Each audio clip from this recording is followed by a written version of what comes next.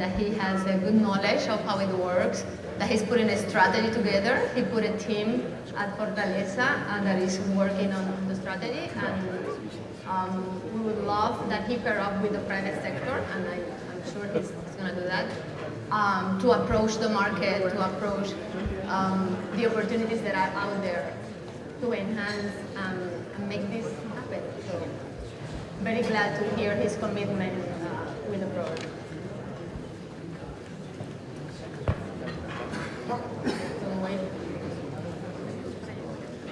I think, Steve, you will have to do a recap of where you left. Right? I'll just start from the beginning. I was actually fighting for the extra time, so we will have a few minutes more to complete our panel. So let's continue. So it's a tough act to follow, mostly because I'm not used to being on stage and being that quiet for that long, so it took a lot of self-control. But I thought the governor did a fantastic job. Actually, I'll save the story later for anyone who wants to talk to me about it, but I want to skip forward to maybe focus some of the conversation on the opportunity from the capital markets perspective. So what's happened? So Governor did a good job of highlighting this was part of tax reform created in 2017. In early 2018, the governors around the country picked their opportunity zones and made up now around 12% of the country. There's 8,760 opportunity zones. They cover 35 million Americans around every state and in every U.S. territory.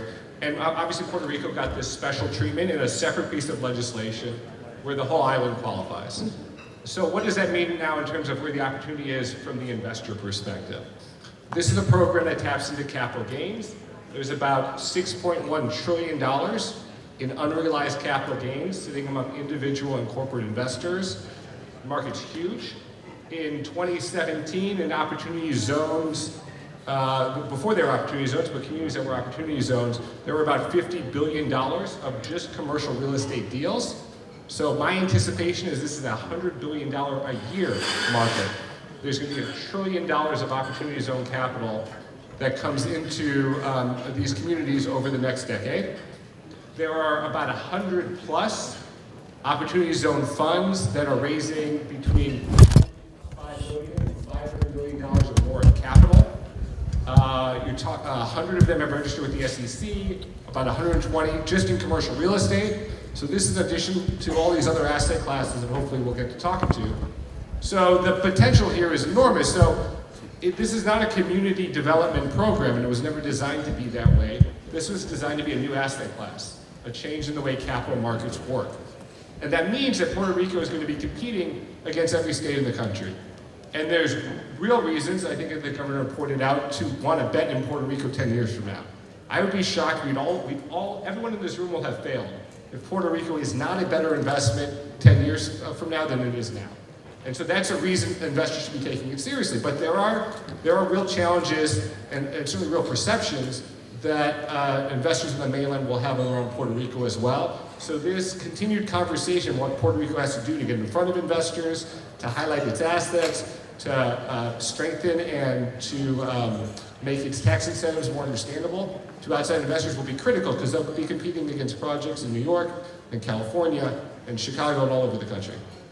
So you mentioned the number of the 6.1 trillion. I heard that also. So on paper, on realized capital gains in the market, there's around 6.1. And you mentioned that there's a potential for 100 billion a year. I think Secretary of the Treasury mentioned a 100 billion program. So you're being even more positive around that, right? These are one of the few cases where I'm doing more marketing than the Trump administration is doing about a program. And it's just because if you look at what's already being done in opportunity zones, you're seeing $50 billion in just commercial real estate deals. This program should enhance that deal flow, but it should also be effective in other asset classes. And I think particularly in Puerto Rico, if Puerto Rico is just talking about this as a real estate program, they're way underestimating the potential here, not just to create energy and infrastructure, but to create businesses that are going to want to start up here and grow here and sell all over the world. And that, to me, is a potential that's unlimited. So I think at least $100 billion a year in capital. And Puerto Rico just has to capture a very small percentage of that to have a huge impact on the economy. So getting back at your comment that this is a new asset class, And I'm intrigued of one quote from Sean Parker, who you know is a founder, used to be the founder of Napster, and he's one of the pioneers of the program. He mentioned back in the day that you will never, and this is a person that has contributed to charity for 100 million, but he said that this, charitable contribution would not fix the problem with respect to poor communities. And he said a few years ago, you'll never solve domestic poverty by giving your money to a foundation. That's not going to achieve anything. What you need is trillions of dollars in investor capital. So that's a powerful statement there. It's like, and my question to you is, when you were lobbying at Congress, did you receive pushback that, you need to have communities through charitable work, charitable contribution? We're not going to approve a bill that will give more money to the pockets of investors. Did you get that? No, really. It's not that controversial to say that the nonprofit and philanthropic sector over the last 30, 40, 50 years has failed at the ability to change the trajectory of communities that can't by themselves and haven't adjusted to this new technology-enabled, digitally enabled economy. Those communities have been more and more depressed for decades now, and so there has to be a new approach. That doesn't mean there's not a role for philanthropy. There's a huge role.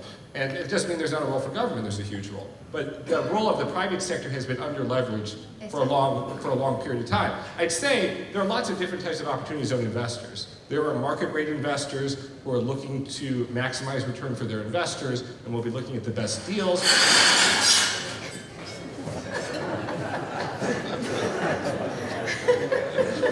Puerto Rico must make the most slippery plates of anywhere.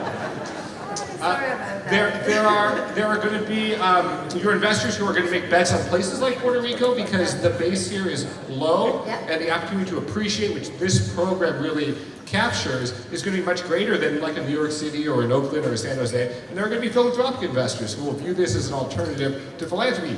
Better than losing 2/3 of your capital by making a charitable contribution. If you at least break even and you have a sustainable investment creating jobs and changing the economy, maybe that's a better way we should be thinking about philanthropy. So I think you're talking about big changes in all those sectors if this program is successful. It's a whole change of mindset. I think so.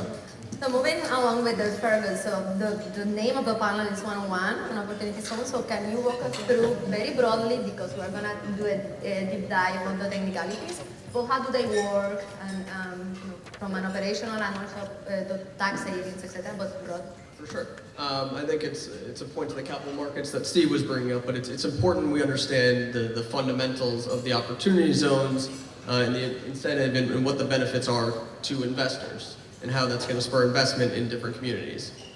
There's really three main principles of the opportunity zone benefit. There's a deferral. So if you have any gains today in the stock market, any type of asset class, you can defer that gain for up to 7 years by investing into an opportunity zone fund. Secondly, there's a discount. If you hold that gain for a period of time, up to 7 years, you can get a 15% discount on that upfront tax. And then there's the home run scenario where if you hold the investment for 10 years, any new gains on that initial investment are then tax exempt. And what does that really mean? That means it's an after-tax benefit. It incentivizes your capital. It's cheaper capital, but it's not a grant from the government. It's not free money. So the investment must work. It must stand alone on its own. And what we've seen from that, and the way we've been looking at deals, is it doesn't make a bad deal all of a sudden a good deal. It's an after-tax benefit. You need to realize gains on this deal to make the incentive really work and to receive the benefit of it. So piggybacking off of what the governor was saying, and what's interesting about some secondary and tertiary cities is they haven't had access to this cheaper capital that New York, LA, San Francisco has seen. Those markets have all benefited from foreign and sovereign capital that is incentivized in its own right, and is looking and seeking lesser returns. Now, when you look at this incentivized capital, you want to see the long-term growth of an investment to really get the benefit. It's that 10-year exemption you're really playing for. And what's interesting about Puerto Rico specifically is you have the depressed asset prices today. Puerto Rico's at arguably an all-time low, and if you look historically of where it's been, now is a great time to utilize this benefit, invest in Puerto Rico, and receive the long-term tax exemption. So from what I'm hearing, investor, I would think that would want to reinvest those capital gains as soon as possible. So I think that 2019 is a key year because you will get the bump up of the 15% in the basis if you invest up to December 31st, 2019. So I would think that this is a That's a good point. There's on the discount point of the incentive, if you hold and if you invest your investment in calendar year 2019, you will have held it for 7 years if you hold it in the investment until December 31st, 2026? Yes. That's the outside date you have to pay the gain on that upfront investment. So if you invest in calendar year 2019, you're getting the most benefit. So that's why we've seen, and Steve can probably speak to this better, but we've seen an arm race of different governors across the country trying to work with their municipalities to really incentivize investment in this year because now is the biggest benefit for investors. Okay. And I want to get your perspective on this, and I know, Fergus, that you're a private equity guy, but what I'm hearing is that everybody's tying the funds with real estate and real estate deals. But the truth is, in my experience with PwC, in calls that I'm having, companies in many industries, not necessarily in Puerto Rico, because our particular situation is more focused on real estate, but in the US, we have manufacturers, retailers, hospitals, many industries, companies engaging in many industries interested in the opportunity zones. I would like to get your thoughts on that, or this is aimed for the real, for the PE REIT guys. I think long term there's going to be a huge shift of interest into other types of businesses than real estate. Right now, real estate's the focus, just given where the regulations are and what's been published to date. And it's the clearest and easiest way and safest way to invest to date. So we're in the first inning of this program. Yeah. It's a 6-month-old industry.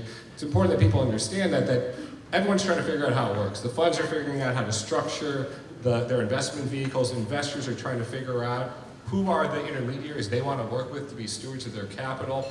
The developers and the entrepreneurs are figuring out how to access it, and the program's not very transparent. So connecting those dots will take some time.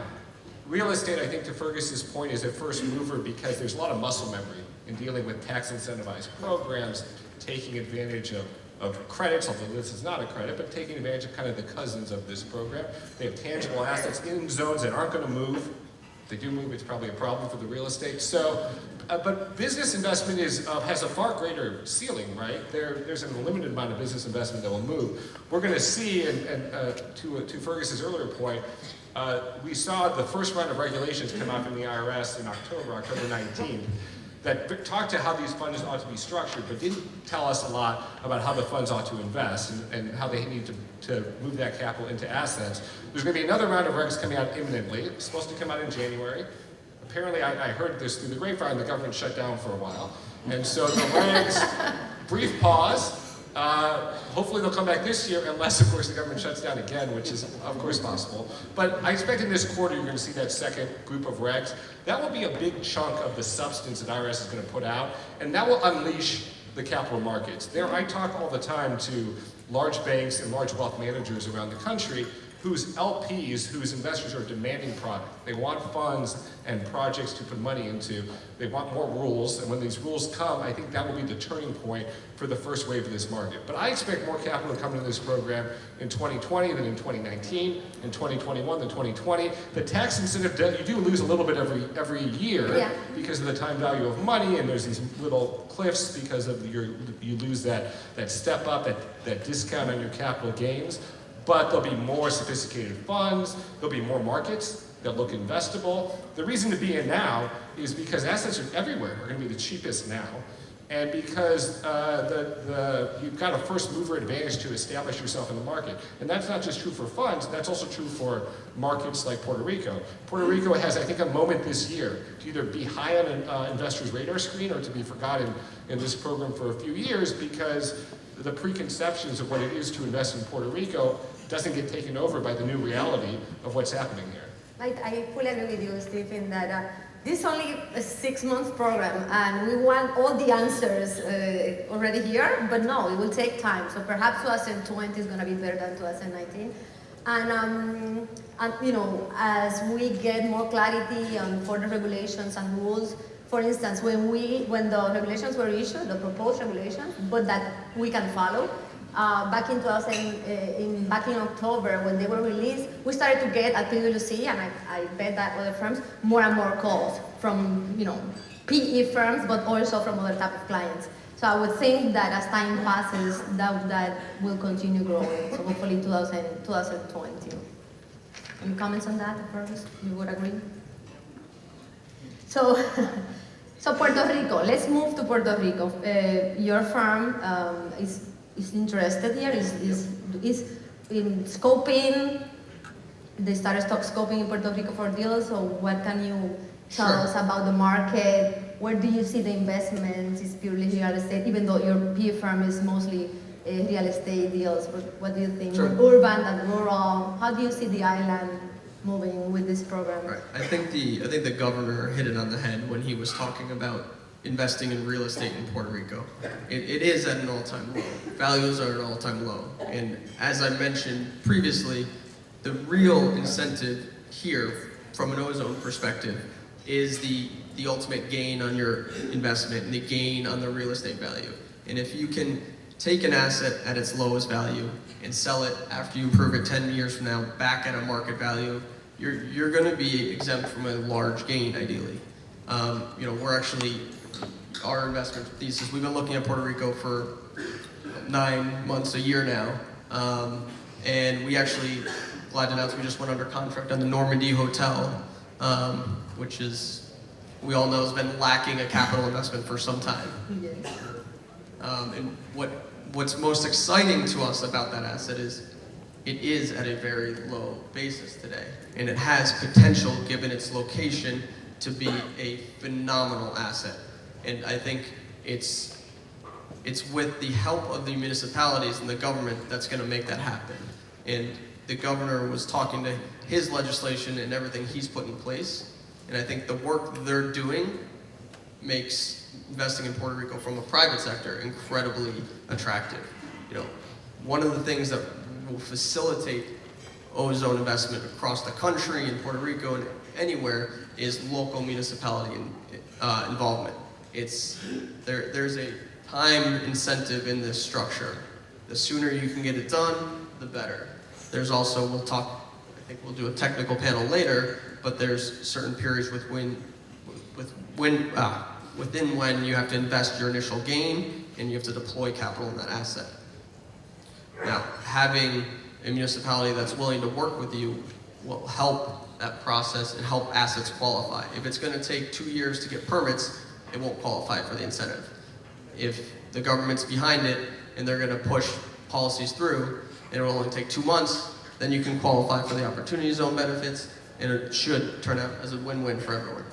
That's a good point about the involvement of municipalities, not only from the standpoint of the permits and how they can streamline that and expedite that process, but also from a promotional side. And I was reading that in the US, a lot of mayors in California and elsewhere, they are putting together groups with the academia, with the private sector, government, to approach the market, and kind of like the Amazon headquarters race. So I would like to get your thoughts on how Puerto Rico should approach this in the market. How should we compete? Some highlights, some talking points, knowing our reality, you know, our fiscal reality and our situation after Maria, etc.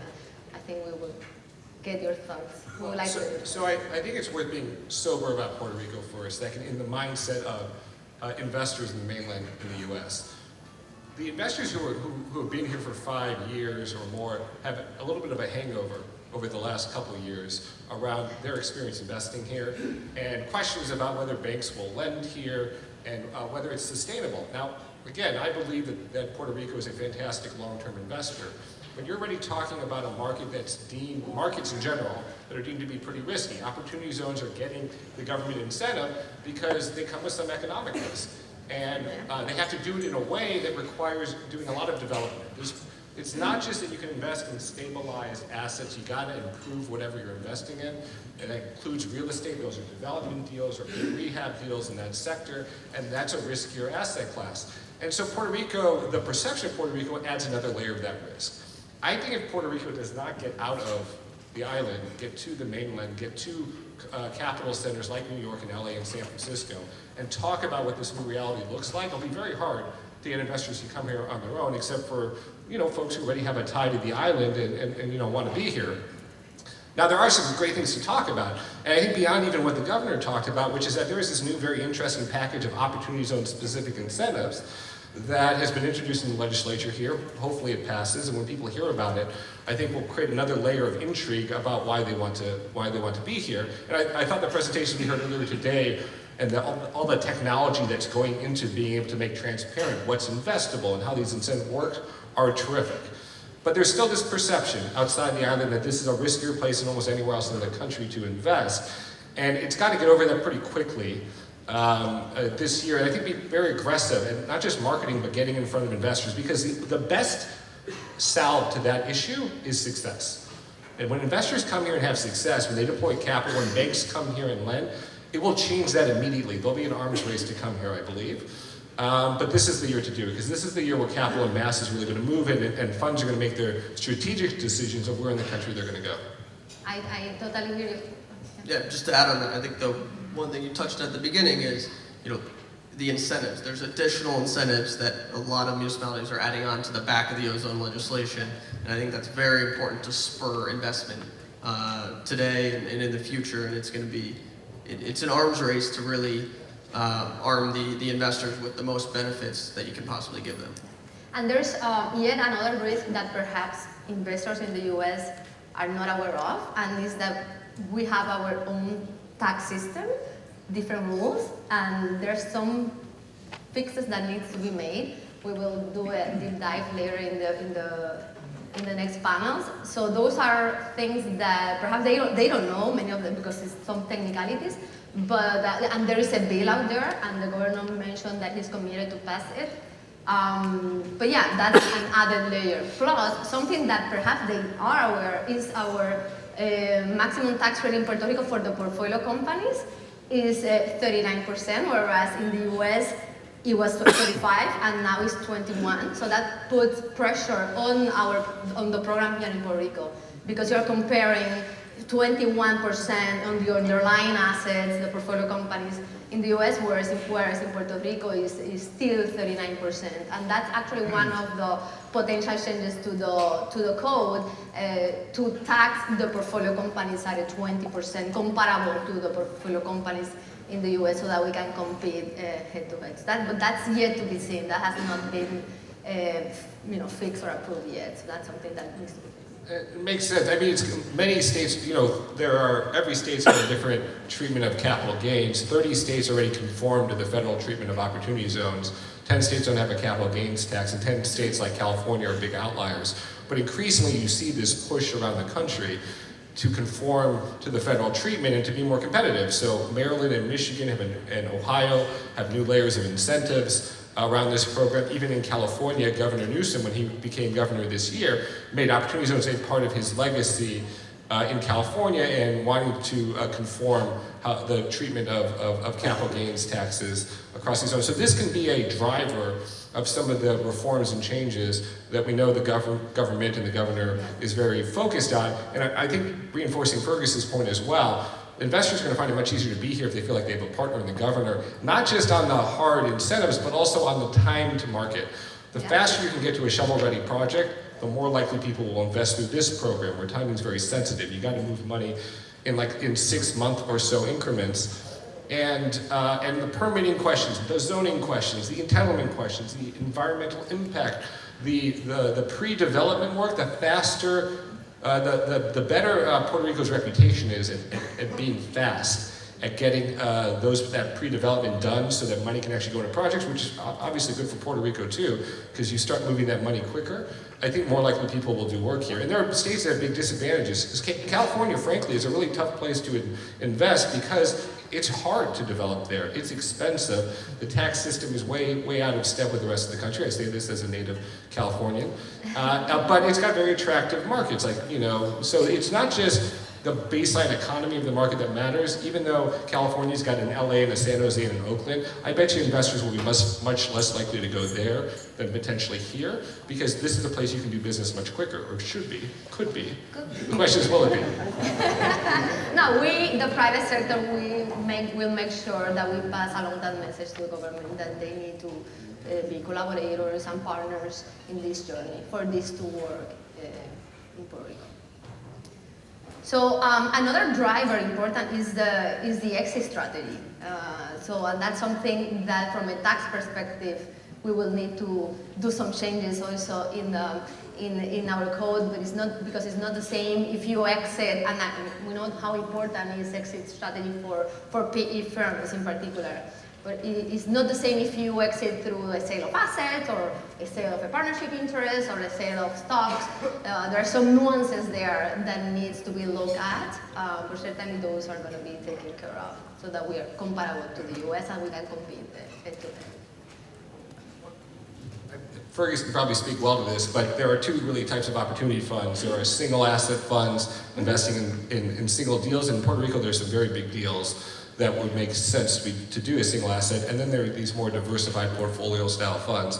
There are plenty of diversified funds, but they're more complicated when it comes to exit. And I bet because of what's already complicated about Puerto Rico, that there are going to be rules and tax issues and incentives and other things that are more complicated, is that you'll see a lot of single asset vehicles here. Samara Road is really one of the pioneers in this space, in the single asset market of opportunity zones. So maybe Fergus can talk a little bit about how they view that. If you're exiting from a single asset, it's much simpler. It's actually not very complicated at all compared to a diversified vehicle, and you can do some very big deals that way. Yeah, I think one of the things we've seen is, hopefully it will change when the second round of the regs come out, but the diversified funds invested in multiple ozone deals make it very complicated. The tax structures are way more complex, the exit strategy and the timing of all that. There's a lot of nuances that have to go into that, and it creates a tougher exit strategy. What's great about the ozone fund is you can structure a single asset fund. It's a fund that owns one asset. So from an exit strategy perspective, we've been taking the approach that we're going to do single asset funds. It's business as usual when you take that approach, and it allows you the ultimate flexibility around the real estate. You can sell when you want to. You want to hold it for the 10 years to get the full exemption, but then after that you can sell. I think we're running out of time, but I wanted for Steve two questions. First, the bill as it was approved, the program as it was approved as part of the federal tax reform, resonates with what you envisioned at the beginning with your team, or is far from what the goals were? That's one thing. And the other, when do you think, and this is also for Fergus, that we're gonna, and I know that you mentioned 2020 as a year in which we're gonna see a lot of investment, but to see successes, to see that the program is working and has been successful. So what is that time frame, like 5 years from now, or what do you think? Well, first of all, we never thought the bill was going to pass. So everything is gravy since then. It's challenging to get things done through Congress, and certainly, hard to get new ideas through. And frankly, after it got passed, the next question for us is how much would investors find this to be a motivating factor in how they make investments and how they structure vehicles and how they do deals. But I've been blown away. I mean, this room today has a few hundred people, and that's true in cities all around the country. I was in Baltimore last week, in Chicago, I'll be, in New York, in Cleveland, and Louisville, all around the country, talking about this, and people they're hungry to be part of this program. It's the only tax incentive that you get 100% step up of your capital gains, you pay no taxes, without having to die first, which is a benefit if you don't want to have to die first. So think about that. In terms of timing, everyone's got to take a very long-term lens. This is a long-term program for long-term investors who have a long-term view. And that's because changing places that have been economically depressed for a long time. It takes a long time. One of the models we used, and a member of our board when I was at EIG, is a guy named Dan Gilbert, who's the CEO and chairman of Quicken Loans in Detroit. And he invested $3 billion in Detroit over the last 10 years, a city that was bankrupt, a city where the mayor had gone to jail, a city that was really at the depth of its history as a city, and has kind of carved it out of that ashes, and it's now a much different place. If you go to downtown Detroit, you'll see brand new buildings, you'll see new stores, you'll see businesses, you'll see entrepreneurship, you'll see a gastronomy revolution. It sounds a little bit like the potential that I think we're seeing here in San Juan, but it took a long time. Then I expect it to take a long time in any city, including in places like Puerto Rico. So you got to have a long-term lens. I think you'll see lots of capital start to go into the program this year.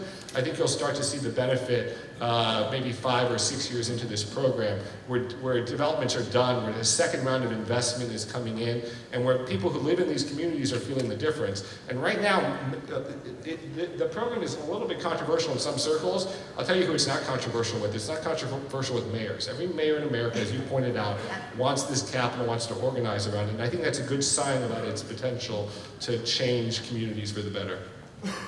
That's right. Any comments from you? I think we are almost ending. Any final thought or comment to the audience? I mean, I'd just like to reiterate, I think, from a private sector, the policies that the governor has put in place already, and hopefully those continue and those are effectuated, make Puerto Rico an incredibly attractive place to invest from an opportunity zone perspective. Having the public support, as Steve mentioned, takes a lot of the risk out of the picture that people are concerned about when investing in different markets and in secondary, tertiary markets. And I just want to reinforce what you said earlier, which is that this event would have happened without Ricky Santana. He really built this in a month out of an idea to ensure that Puerto Rico was on the radar screen. So owe him a big debt for putting all that work together.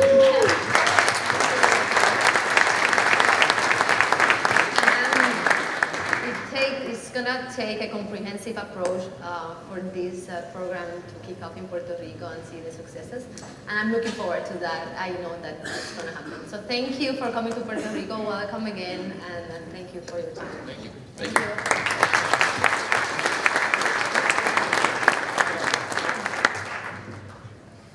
Thanks, Fergus. Thanks, Steve.